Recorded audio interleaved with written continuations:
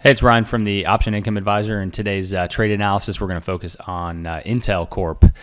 So Intel reported yesterday. You're probably figuring, today, what the heck do you do with this stock? It's trading off 11%, and it's definitely been a rocky road for Intel over the last couple years. Every time you kind of feel like we're getting out of the woods, so to speak, we get another sell-off or some other worry with the company. And this is kind of how it's played out again. It's kind of traded up into earnings. Again, it reported yesterday. It actually reported pretty good earnings. They beat on the bottom line. I think top line was kind of in line slightly, but I think it's the guidance that people are focused on right now, especially with the semiconductor space and all the issues that are going on with the supply chains. And so I would say that this report was very similar to Micron, and obviously Micron sold off as well, but it's certainly pointing to still very strong end user demand. So with Intel, it's more in the PC market. So still strong end user demand, but the supply chain is kind of broken down because the components that go into the PC, there's just delays kind of everywhere within the chain. And so that's causing the PC manufacturers to not obviously produce as many PCs. And so it's, again, we kind of talked about this with Micron as well.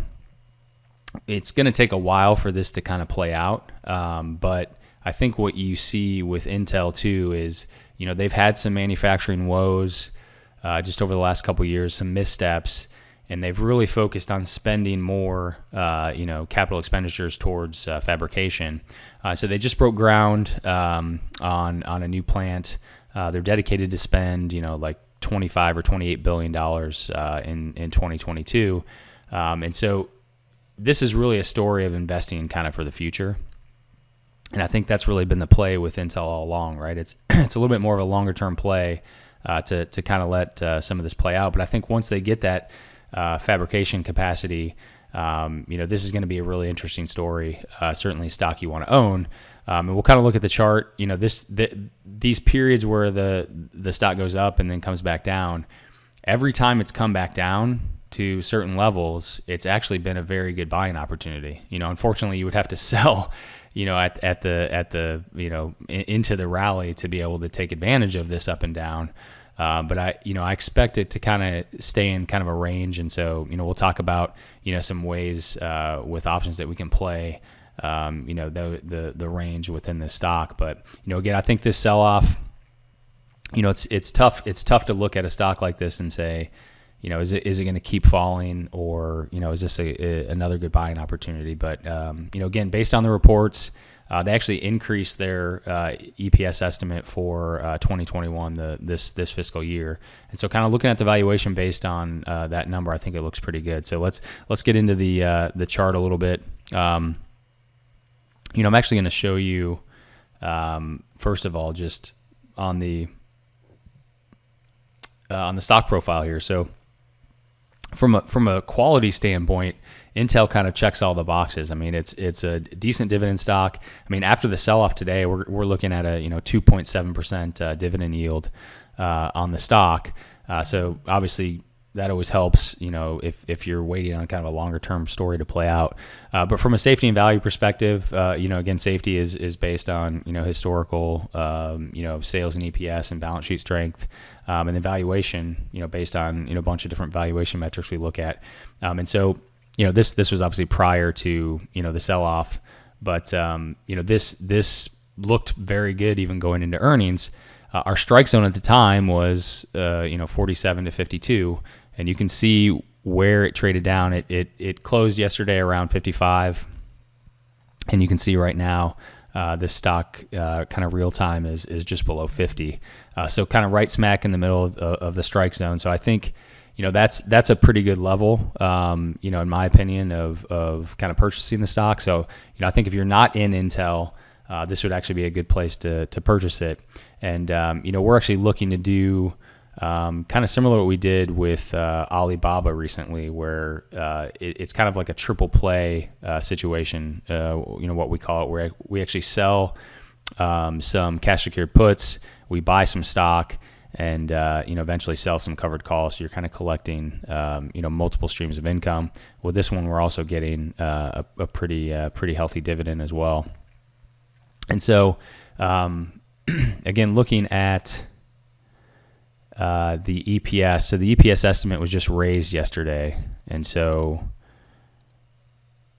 we're actually looking at right around 528. Right, that's the new estimate for 2021. So 528. So we're actually going to see a little uptick here in earnings. And so what that equates to, based on the $50 stock price. So if we're looking at a stock price of $50, we're right around 10.6 times forward earnings or 2021 earnings. So that's pretty low, right? So when you look at Intel's historical PE, it's been around 14 times. So the way we look at the valuation here and say, is it a value trap? Is it something we should get into? I think the question being is, do we think earnings are going to dip in the future, right? And so the company had guided that profitability is going to be a little bit lower, but obviously sales, we're going to continue to increase. So even if we're flat, to even slightly down just over the next couple of years as they're spending more and more to kind of grow out production and clearly investing for the future. If we can get flat numbers there, and if the supply chain kind of works itself out over the next few years, there's no reason why we can't get some multiple expansion here. On a stock again trading, at 10, 11 times earnings. So even just getting, based on this 528, if we can get up to say 12 to 14 times, right? So just back up or just below historical averages here. We're looking at a stock price between $63 and $73 per share, which is a significant upside from the $50 it's currently trading at. And so that is kind of where I look at. We have probably a little bit of downside maybe, but we have a lot of upside. And so that's why something like the triple play makes sense, right? You want to try to buy into the stock today, get some exposure, use some of your capital to then sell maybe some covered cash secured puts down below the current price, increase your kind of short-term income, because this is not going to be a straight line higher. This is not just going to bounce tomorrow and shoot higher, but looking longer term, that's why a strategy like this makes sense. You get into the stock, so you've got some exposure to the upside, and you keep selling, cash secured puts kind of below current prices to kind of juice your short-term income. On top of that dividend you're going to collect. And as the stock starts to trade a little bit higher, you have the ability to sell covered calls on, that stock. I wouldn't sell covered calls today just because, the stock's already beaten down.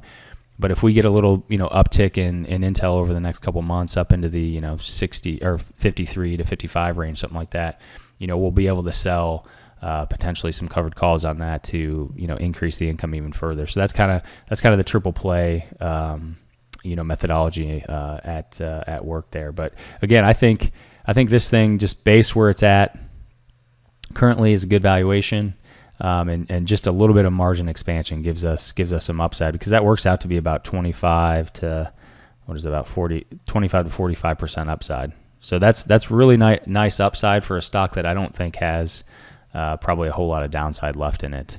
So let's just look at the chart just real fast. So the chart, you can see, it's definitely been a bumpy road. This is a stock that, seems like every time things are going right, something goes wrong with the stock, and you can just see this up and down nature. And so, here's where we're at today. Obviously, this 45 level is where it's bounced off multiple times, and that's kind of been the level that has propelled the stock higher from there. We'll see if we get there. I think the safe buy range, honestly, in this stock is somewhere between the $50 is trading at today and that 45 level. So somewhere in that range. And so we'll kind of look at some cash secured puts down below current levels here. But I think the stock could potentially bottom out even here in the $50 range. So that's why you kind of want to take a little bit of risk. And typically what I'll do, and I'll show you just the this is just the summary of kind of what the triple play is. So the triple play is where you're simultaneously selling cash secured puts and buying the stock, and then sometimes selling covered calls at the same exact time. So today, what I'm suggesting is that we only buy the stock, and typically what I say is if we're doing the triple play, we do about 50% of our position in buying the stock. If you already own the stock, again, hold that, and then maybe sell some puts at a lower price to maybe average down if it goes down a little bit lower. But what this does is it also increases your kind of short-term income as well. And so then put about 50% of your capital for this particular position in in some cash secured puts. And like I said, the third leg of that stool is sell some covered calls, which at some point we will. I don't think the calls are juicy enough after earnings right now, and I think we could get a couple dollar pop over the next few weeks or month in the stock that we're going to participate in because we own the stock, and then we'll look to sell some covered calls at some point on this stock. But we'll look if we look at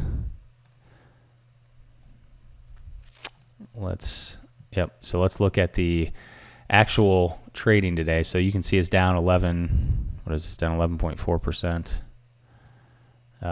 currently. So this is all real time. And I'm looking at the November options here. And so, I would look, somewhere in this, probably 45 to 47.5 range. And if I'm looking at, getting a decent premium, and, I don't know that the stock's going to fall back down to 45. It could potentially, but, clearly the premium down there is not great. So we're looking at 28 days left. So this return on risk is roughly what your average monthly yield would be. And so I'm looking at this 47.5 here currently and saying, if I can get 1.2% on this stock, and it's a 27 delta, that's where I would potentially buy, against some more shares. So buy some today, and then we'll buy, an additional, say 50% of our capital, down in this range. So for example, if you're gonna have 400 shares total, you'd buy 200 shares today at 49.60, and then you'd sell 2 contracts, which would be another 200 shares at the 47.50 level. So it gives you a little bit of downside protection, gets you to generate a little bit more income, but will give you that upside potential that I think certainly could be there with this stock moving forward. And so that's kind of the trade that we're looking at today. I think that again, it's a stock that is probably going to take a while to return back to form. I think they're doing the right things as far as investing in the future. They also did say that their CFO is leaving in May, so they are going to get a new CFO in place as well. So that may be adding to some of the uncertainty right now, around that earnings call. But I do think if you buy now, especially looking at that chart, this will probably be a decent buying opportunity, and hopefully as the supply chain just woes in the industry in general kind of move themselves forward, this will be potentially good stock to be in longer term. So that's our trade for Intel. Again, I think it's I personally think it's a good value stock. I wouldn't be worried about getting in at these prices, but I would definitely play it with the cash secured puts as well. So that's all I have for the day. Take care.